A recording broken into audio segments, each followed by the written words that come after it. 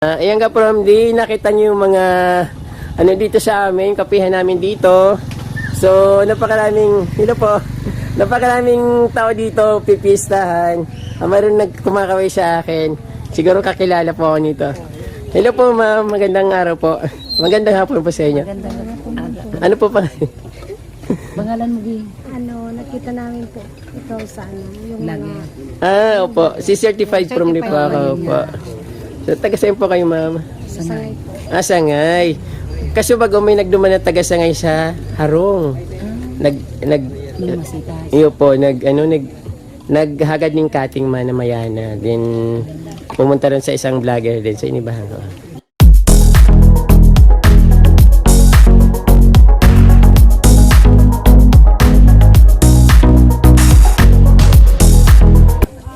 Mga kapramdi, kung bago lang po kayo sa aking video at ngayon nyo lang po napanood, huwag nyo pong kalimutan mag-subscribe muna bago po mapanood yung aking full video. At don't forget po na touch the notification bell para updated po kayo sa aking mga bagong post. Yan po mga kapramdi, maraming pong salamat. Mga kapramdi, nandito po ako sa aming bayan, sa Barangay Hinurangan, kung saan ako lumaki dito sa aming probinsya. So ngayon kapramdi, mayroon ditong tinayo na coffee shop. But nag-open siya tuwing umaga lang, din hapon. So dati ang kalsada dito ay yung rough road na maraming putik. So pag pupunta kami ng bayan, dito kami dumadaan. Then yung nakatsinilas lang kami at butas-butas yung chinilas ko na pumapasok ako sa school ng elementary that time. So naglalakad ako ng 7 kilometers papunta dito, papunta ng bayan, pauwi dito. So yung itong lugar na ito kapramdi, hindi naman siya gaanong kalayuan sa bayan. So wala pang ang kalahati kung tutuusin dong papunta sa mismong pinanggalingan ko na barangay na napakalayo. So ngayon may tinayo dito ng parang coffee shop na parang ghost lang siya. Every morning in afternoon lang siya nag-open. So yung lugar dito kapramdi para kang nasa papuntang Sagada yung lugar dito sa amin. So nasa bundok siya. Yung coffee shop dito ay parang bahay-bahayan lang. Pero ngayon kapramdi dinadayo na siya ngayon. So kailan lang siya nag-open dito? At ito mga dami-daming mga nakakotse, nakamotor, yung mga dumadaan dito. So nagko-coffee na rin sila dito. So napakaganda. At syempre natutuwa ako kasi parang nag-improve na yung lugar na pinanggalingan ko. At although matagal ako sa Manila, so ngayon ko lang ito nakita na medyo may improvement na yung bayan namin, yung barangay namin dito sa Barangay Hinurangan sa Laguna Camarines Sur. So kapramdi, ipapakita ko sa inyo kung anong klase yung kapihan dito. At siyempre nakaka-amaze yung nandito, nakakatuwa kasi yung kung anong nakikita nyo sa mga Manila, yung mga coffee shop na mga mamahali, nandito rin sa amin at napakamura lang kapramdi. At yun nga, nag-order na ako at nandun yung kasama ko sa table, yung friend ko na taga Manila. So dinala ko rin dito, or siya nagdala sa akin dito kasi siya yung may sasakyan. So ayun kapramdi, pupuntahan ko na yung friend ko dahil gusto ko lang matikman yung coffee na in-order ko na parang French vanilla sa hazelnut. So yun ang available na coffee dito kapramdi. Ayan po. So ito mga kapramdi yung aming kapihan dito sa Barangay Hinurangan. Dito sa tuktok ng medyo malayo, hindi naman siya actually nasa tuktok ng bukid, kundi nasa gilid lang ng kalsada. So ito yung namin dito, yung kapihan na parang dinudumog ngayon ng mga tao dahil wala naman kaming ibang mapupuntahan dito sa probinsya. Kasi malayo kami sa malls, malayo kami sa cities. Then dito lang talaga yung choice namin para makapag-banding, makalabas ng aming barangay. Katulad nitong napakaraming mga nagko-coffee dito. So ito kapramdi yung mga ni-order namin dito na coffee. So meron silang coffee corner, Robusta, Arabica blend at saka hazelnut. So yung presyo dito ng mga coffee kapramdi, mga nasa 25 pesos lang bawat isa. Ayan kapramdi. So dito yung makikita natin yung pangalan dito ng kapihan namin. So kapihan sa Hinurangan. Yan po. Medyo bago lang tong lugar namin dito.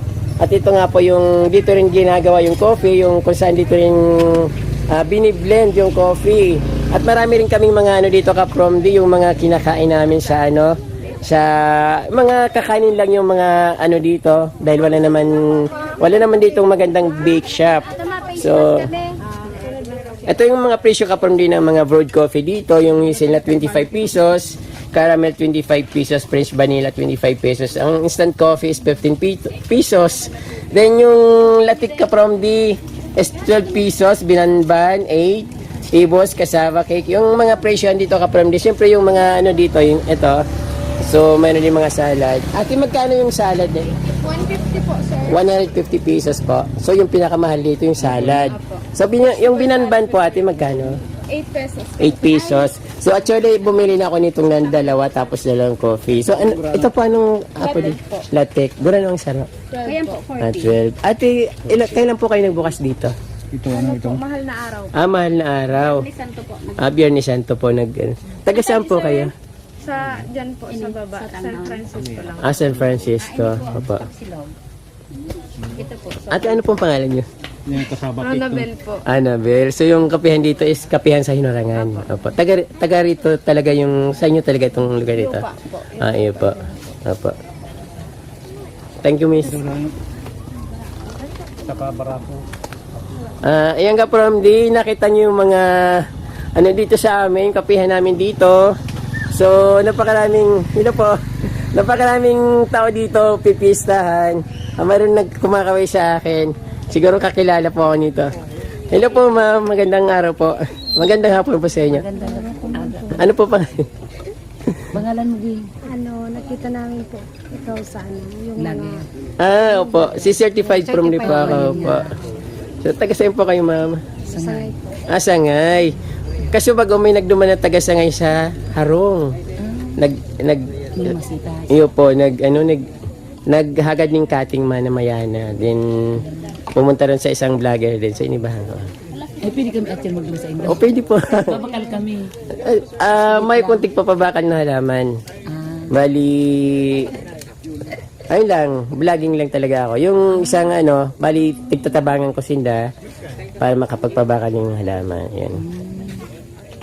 Di makita dito mahilig kami sa halaman. Ayun po. Taga Sangay po kamo sa Sangay. Di ba lockdown sa inyo? Ano po, sumay part lang. Oo.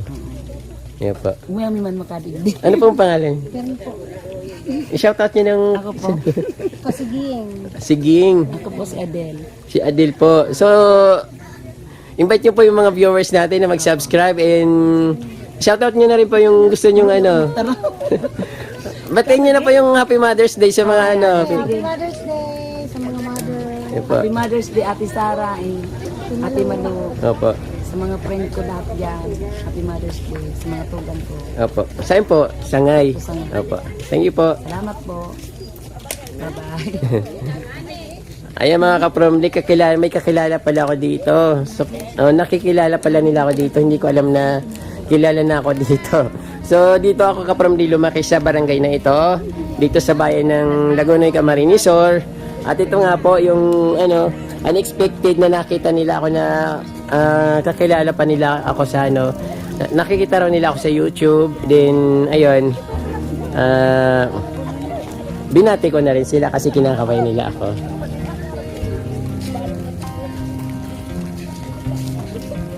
Kapag mayroon pa ditong isang binubuksan.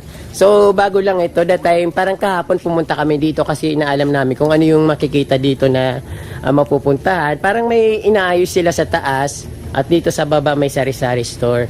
So, parang ano rin ito, parang ayun, kung nakita nyo kapag bagong-bago lang siya, din may mga decoration na nga, parang hindi ko alam kung anong gagawin dyan, kung anong binabalak nila, pero parang kapihan na, kaso medyo delikado yung lugar kasi konting pagkakamali lang parang mahulog kasi nasa taas sila, tapos nasa bangin yung dito.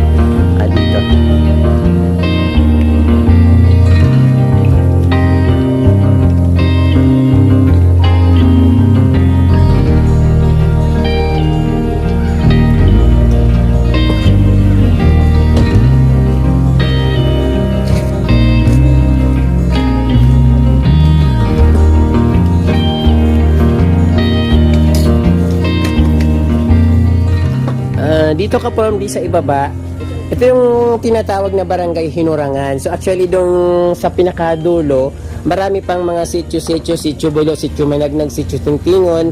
So ako ka from di taga sitio Managnag ako. Kaya alam ko tong lugar na ito. Din sa kabila naman yung Barangay Agusaes kung saan makikita yung napakataas na falls, yung Hulugan Falls yata yung pinuntahan namin doon that time. So yung dito kapag yung nakikita natin sa ibaba, yung overlooking, ayan, nakikita dito kapag baha, talagang kitang-kita yung tubig niya parang umaapaw kasi yung tubig dito sobrang lakas kung umulan, kung bumaha, talagang baha talaga siya. Ayan kaprom din. So dito yung overlooking yung mga bundok dito, parang fresh. Tapos dito kaprom di, unexpected palagi dito yung pag ulan. Pagbuhos ng ulan, palagi siyang palaging pabigla-bigla. So pag nandito ka dapat palaging parang may dala ka palaging payong para hindi parang handa ba palagi sa kung anong mangyari. Ayun. So dito parang binakakatuwa sa amin. So first time ko makita dito na ganito, parang nasa Benguet province.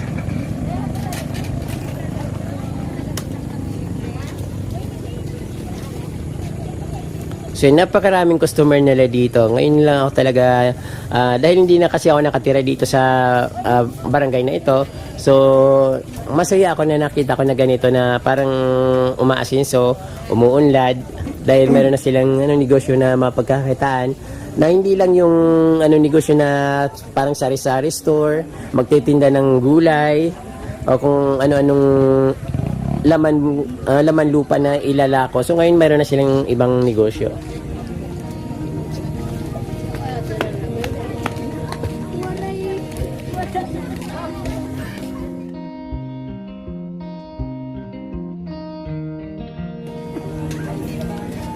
From yung place na ito is na parang natatandaan ko, may kasi similar siya doon sa pinaka highest peak na kalsada sa buong Pilipinas. Yun sa ay matatagpuan sa bandang Sagada.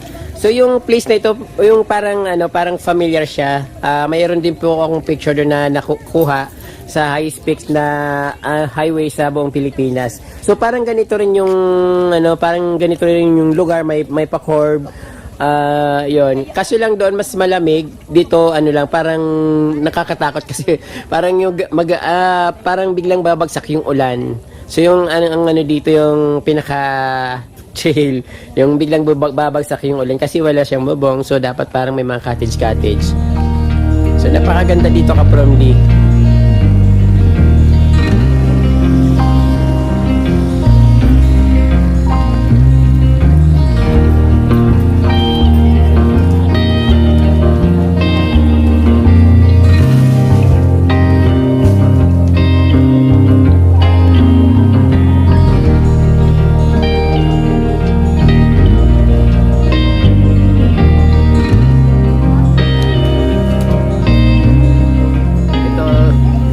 From the magko-coffee na ako. Medyo inaatake ako ng hika ka from the. Medyo napapagod ako magsalita. Pero dito kami sa tuktok. Not actually tuktok ng bundok. Nasa tabi kami ng kalsada. So inaya ako ng friend ko dito kasi nasa bahay lang kami. Bali mainit. Sobrang init sa bahay at wala kami mapuntahan. Kaya naisipan namin na mag-coffee muna dito. So ang in-order ko ka from this is French vanilla. Ano yung kinain mo? French vanilla? Ito yung sa akin yung hazelnut. So 25 pesos lang. So sa Manila, ewan ko lang magkano na to. Basta dito kasi parang binubrood din na yung pinakamurang coffee kasi sa Manila sa Dunkin Donut, pero mahal na rin ngayon, nasa 60 plus na, 65, dati 45 pesos lang. Then sa McDonald's I think 45 pesos, saka sa sa Burger King. So dito 25 pesos lang ka from day. At meron pang masarap na cassava cake ito.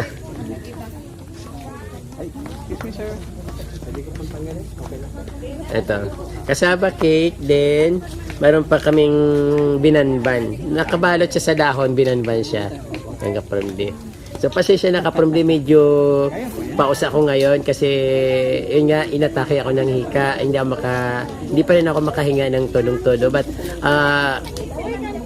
Happy Mother's Day po sa inyong lahat mga mothers, mga nanay na viewers natin dyan sa all over the world, Philippines, Luzon, Visayas, Mindanao. Happy Mother's Day po sa lahat ng mother dyan sa nanonood sa akin ng mga ka-promdi. Mag-coffee po muna tayo mga ka-promdi. Nangangalay na naman yung bibig ko kakadaldal. Taga ano raw sila, taga bayan. Pero yung lupa daw sa kanila ito. Yung taga San Francisco, yung pinupunta natin doon na katabi nung yung pinuntahan natin na Marius. Doon Marius. Sa likod ng munisipyo.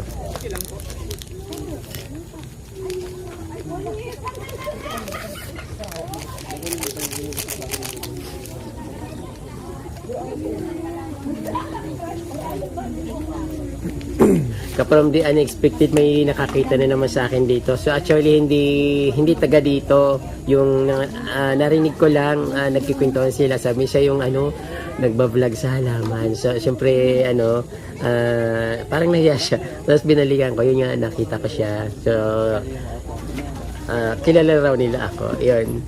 Yung pinakita ko sa sa video. So actually ka-from mayroon akong listahan na mga shoutout ko kaso nasa bahay.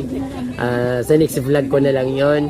So yung hindi ko nabati ngayon para sa Mother's Day na lang muna ito, kaya binabati ko kayo ng mga mothers na Happy Mother's Day Happy Mother's Day po sa inyong lahat, mga nanay at suntubi nanay.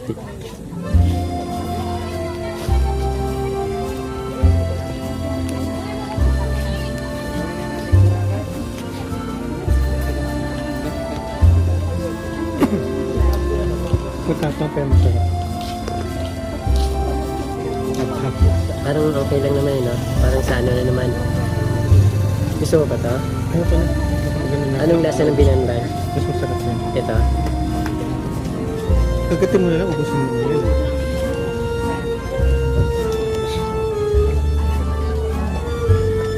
Ka-from yung kasaba cake, 25 pesos lang, malaki.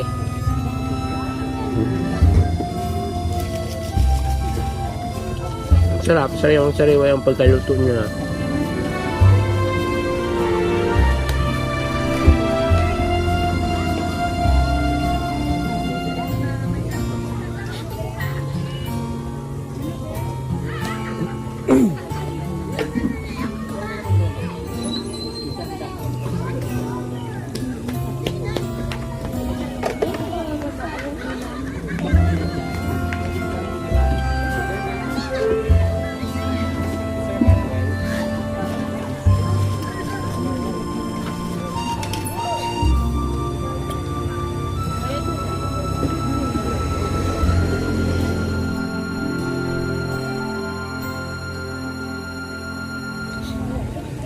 Yan po mga ka-promdi, maraming pong salamat sa inyong panunood. Sana po ay wag po kayong magsubaybay sa aking mga vlog at pakishare na rin po yung video para mapanood din po ng iba, at don't forget to touch the notification bell para ma-update po ko sa aking mga bagong post na videos. Maraming pong salamat at Diyos mabalos po.